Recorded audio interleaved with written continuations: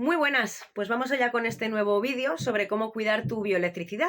Hoy sobre el aire, esa corriente invisible entre tu biología y tu estado interno.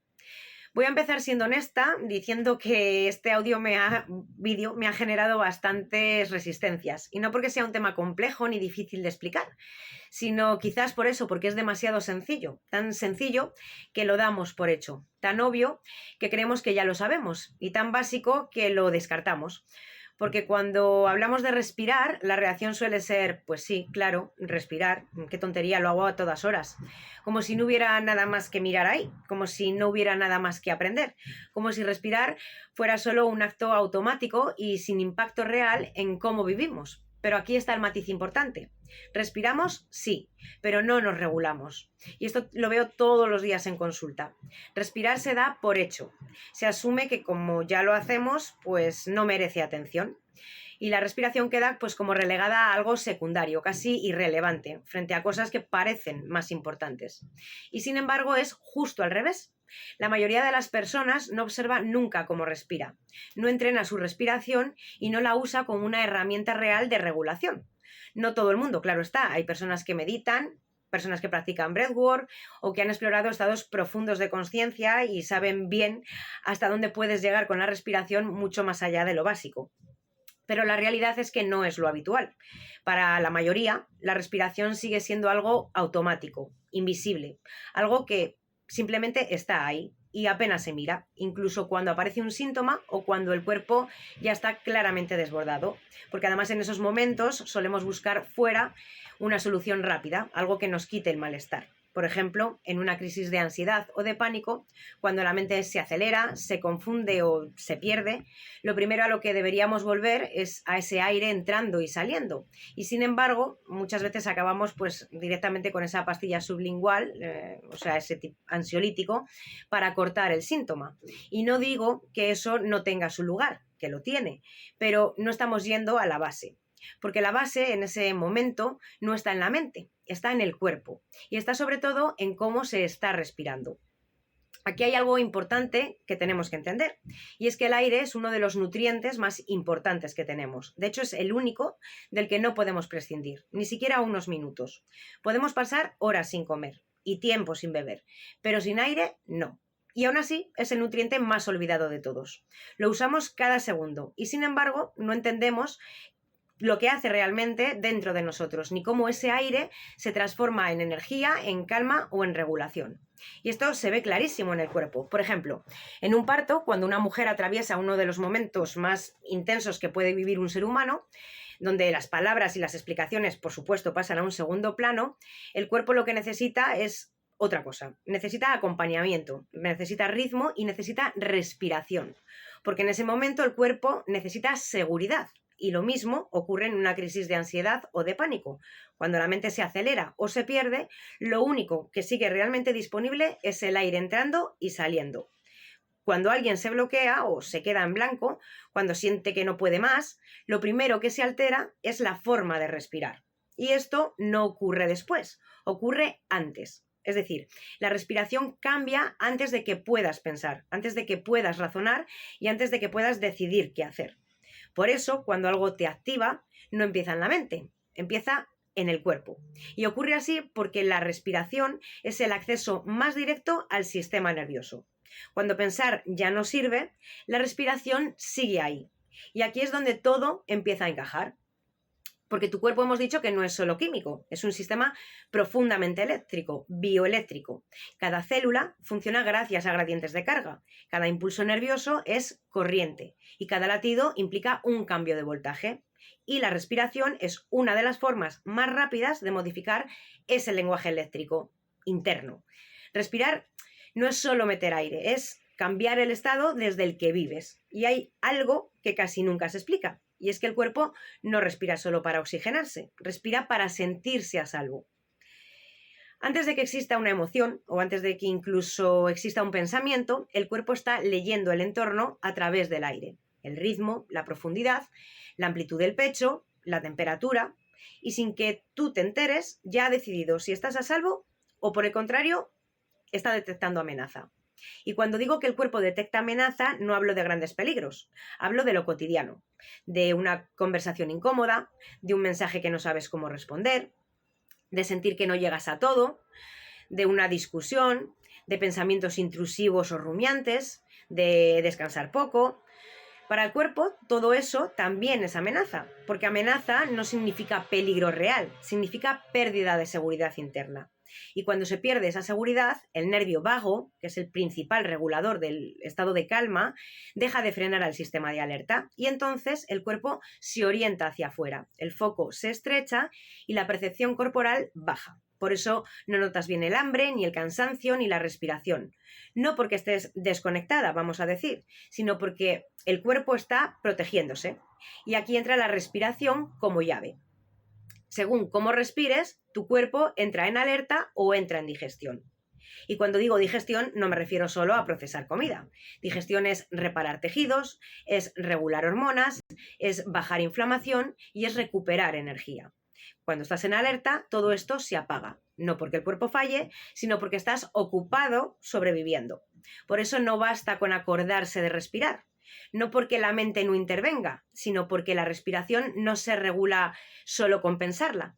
Cuando aparece la ansiedad, sí necesitas de la mente para darte cuenta y elegir conscientemente una forma de respirar. Pero el cambio no lo hace esa idea, lo hace la señal corporal. Es decir, la cabeza inicia el gesto, pero es el cuerpo el que hace el cambio. Por eso la respiración es un reflejo que se entrena. Por eso, en las clases de preparación al parto, las mujeres practican respiraciones cuando están tranquilas, cuando no hay dolor ni urgencia. No para entenderlas, sino para que el cuerpo las aprenda y pueda volver a ellas cuando las necesite.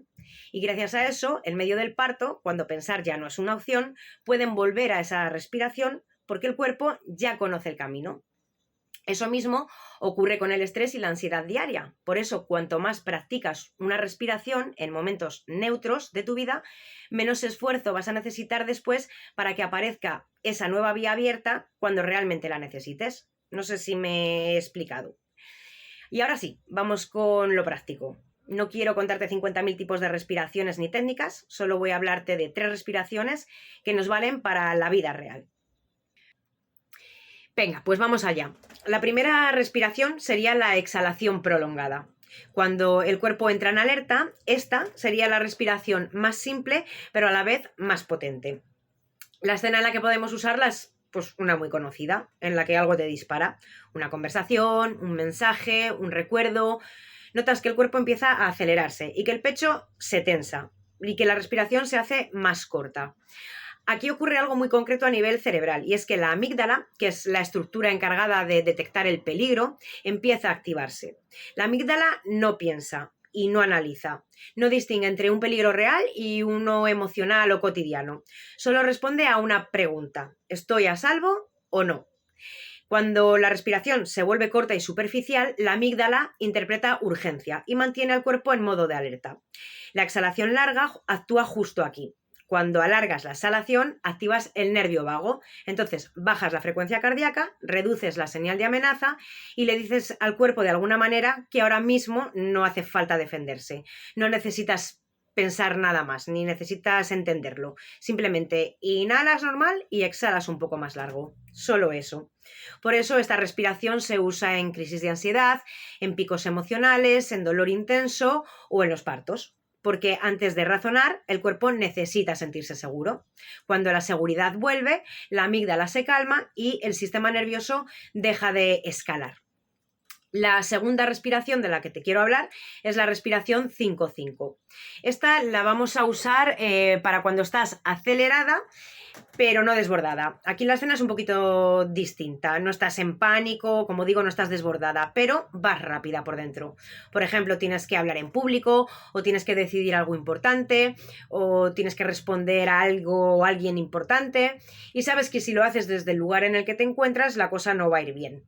Porque vas a reaccionar en vez de elegir. Entonces, en este punto, la amígdala no está desatada, pero el sistema nervioso sí que está desregulado.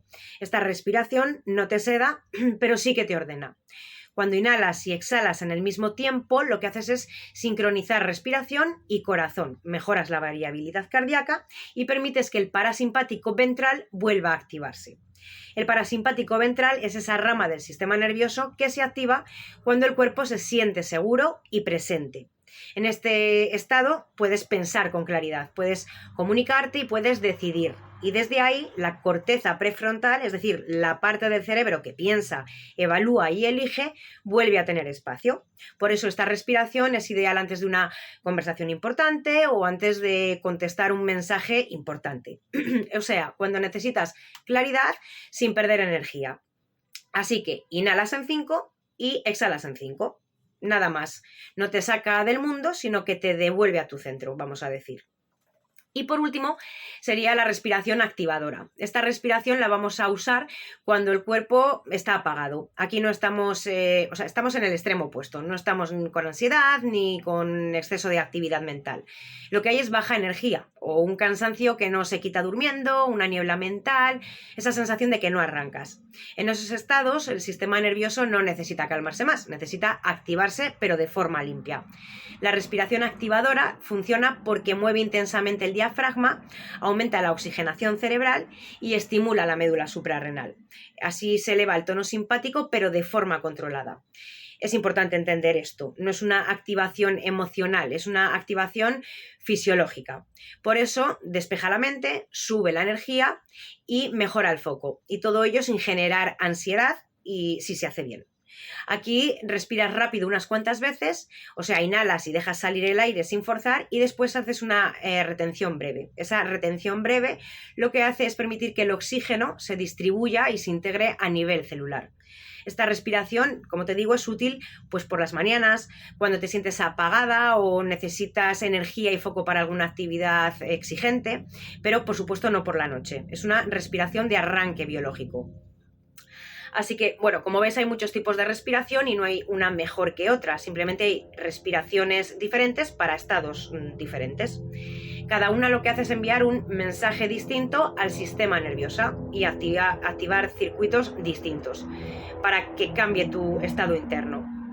Por eso, la respiración no es solo bienestar, es algo fisiológico, fisiología aplicada, podríamos decir.